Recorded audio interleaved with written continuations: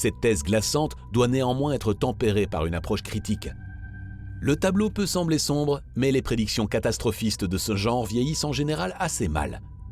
La réalité tend à être plus nuancée et complexe, et les transformations technologiques et économiques ne s'opèrent jamais de manière uniforme et instantanée.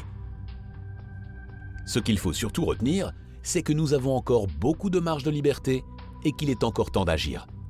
Aucun avenir n'est inévitable. L'hypothèse techno-féodale repose sur une architecture centralisée comportant un petit nombre de points de contrôle uniques. Un tel système totalisant est fondamentalement fragile. Des alternatives émergent déjà. Technologie décentralisée, blockchain, intelligence artificielle open source, nouveaux modèles de gouvernance et initiatives visant à redonner aux individus le contrôle de leurs données et de leurs outils numériques.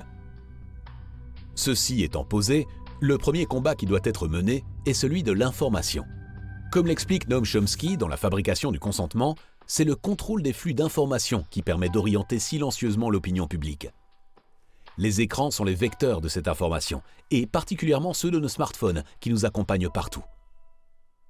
Sans attention particulière de notre part, ils se transforment en outils d'influence, voire de surveillance. C'est à nous que revient le devoir de protéger notre vie privée en utilisant des outils qui la respectent et de choisir sagement nos canaux d'information.